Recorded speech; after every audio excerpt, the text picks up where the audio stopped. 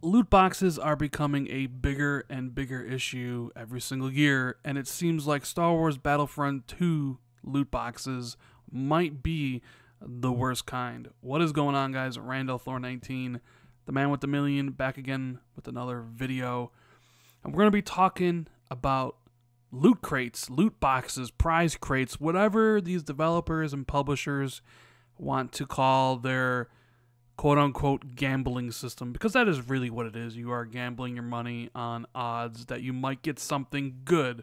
Now, there's been a lot of talk recently about the loot crates in Forza Motorsport 7 and the loot crates in Shadow of War, the loot crates in Overwatch, and yada, yada, yada. And my personal stance, before we get into this whole Star Wars Battlefront 2's loot crates are pay to win, and I really do think they are going to have a negative impact on multiplayer, and people are going to spend a large amount of money to impact the gameplay. I just want to make my stance on loot boxes about as clear as I can get it. I'm not a fan of loot boxes, right? Period. I'd prefer them not to be in the game. However, with that said, I don't mind loot boxes if they're cosmetic and have no altering gameplay changes to them. I know the big one people always point to is Overwatch. You spend the money or you spend your credits in the game, you get a box, you open it up, and it's just a skin for your character or a smoke or whatever, what have you. It has no effect on gameplay, and since I don't care about cosmetics in a game, I've never felt the need to buy one. In fact, I don't think I've ever spent any real money ever on buying loot crates. It never appealed to me, because what's the point? I don't care about cosmetics. And to be honest, I'm not wasting my hard-earned money on stuff that I completely find useless and garbage. So, I never spent it. Now we're starting to get into more loot boxes that affect gameplay. Forza Motorsport 7, which I'll have a review up in a few hours on the channel. It has loot boxes, but they aren't as egregious as people have been kind of saying on the internet and Twitter and the reviews. They're more kind of pay to earn, where you buy the loot box, which you can't, in Forza Motorsport 7, you cannot spend real money on those loot boxes, right? And I'll kind of maybe a little bit go more in depth into that stuff in the review. Then there's a Shadow of War stuff, which I haven't played the game yet, so I'm not really even sure. I'll judge for myself. But Star Wars. I kind of thought this was coming, because the way they were like, we got rid of the season pass, and everything's going to be free, and you were just waiting for the other shoe to drop, because of course it is, and of course it will, because it's Electronic Arts. So everything's in this loot crate system, and you can get emotes and victory poses similar to Overwatch, but there's not a lot of customization, mainly because I think LucasArts doesn't want you to customize, Boba Fett or the Stormtroopers and stuff, so they probably had to think of a different way to do that stuff.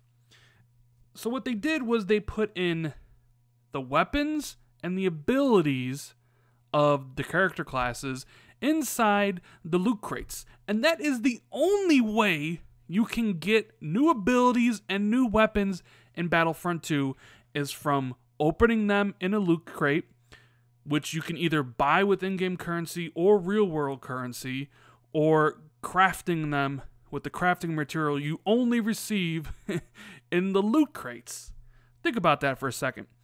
Call of Duty, a very popular game. You unlock new weapons and abilities and stuff as you level up to reach prestige. Every time you level up, you're unlocking new abilities for class, you're unlocking new weapons.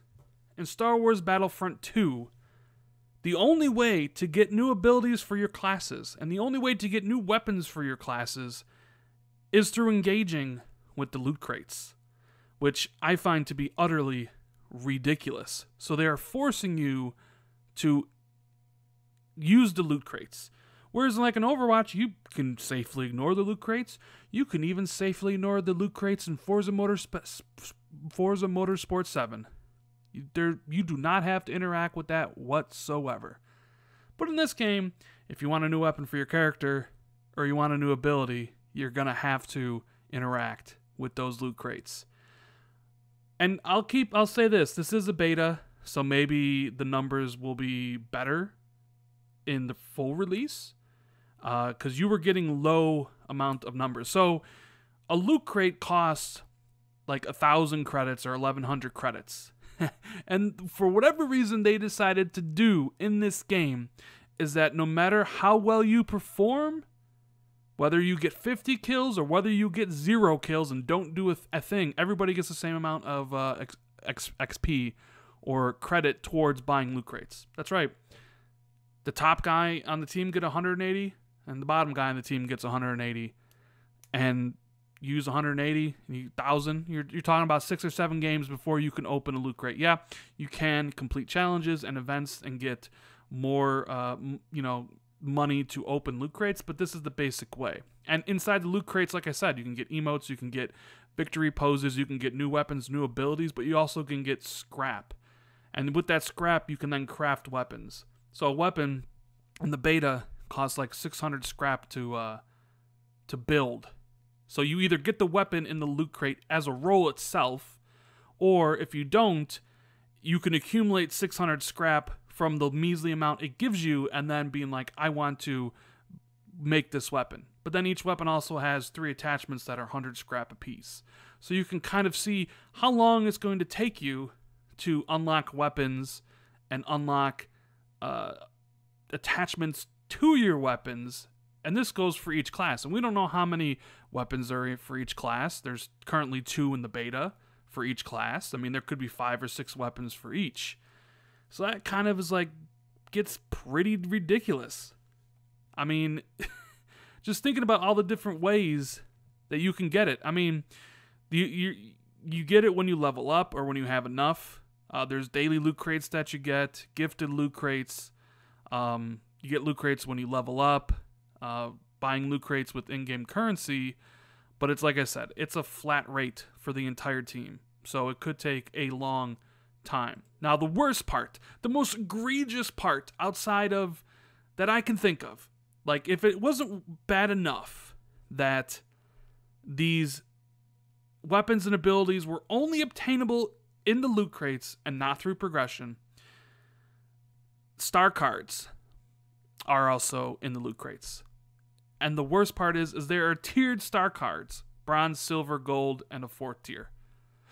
And the problem is each one of those tiers has a different effect. So for instance, Boba Fett has a star card ability called Death from Above, which gives him a damage reduction while jetpacking using Rocket Barrage. And the lowest tier, bronze, gives you 50% reduction, while its highest tier is 100%. Like, that is gameplay altering stuff there in a multiplayer game, right? So when you play this game, not only are you after the entire full collection of star cards, but you need to get the best versions of those star cards. It's not just enough to get the bronze or silver. You need to get the gold, because the gold offers, or the platinum, the 4th tier, offers the best bang for your buck. It's the best version, right? And yes, you can individually upgrade them. And how do you do that? Well, by spending the scrap that you make too little of and too randomly, that you either going to use to upgrade these cards or upgrade craft your weapons. I mean, Jesus, this is like straight from a mobile game. I mean, I know people complain about the Forza and the Middle Earth and stuff like that, but this is like 1,000,000 times worse. It's in a multiplayer game.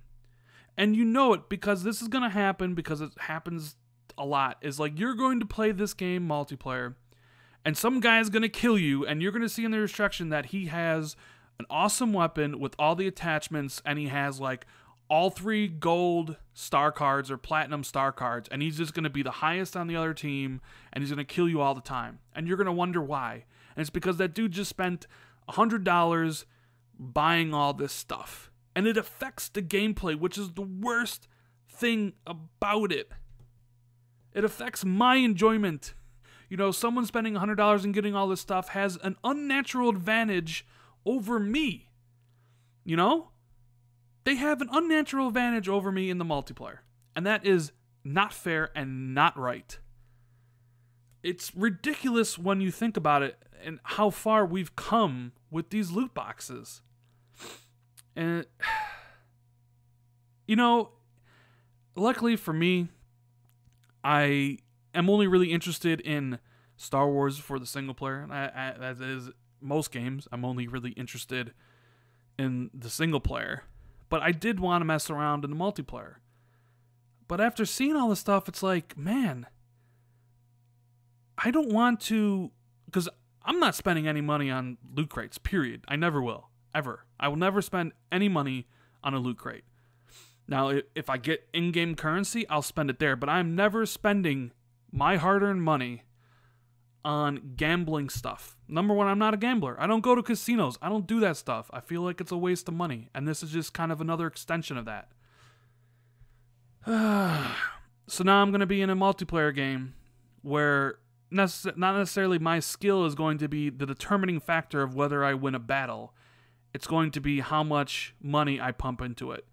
If, you know, my trooper has the highest tier star cards, you know, can I win those battles? Because I'll go up against, you know, I could have a heavy assault character with bronze star cards and getting wrecked by a heavy assault character with the best weapon and all the attachments and gold star cards because he spent the most money in the loot crate system.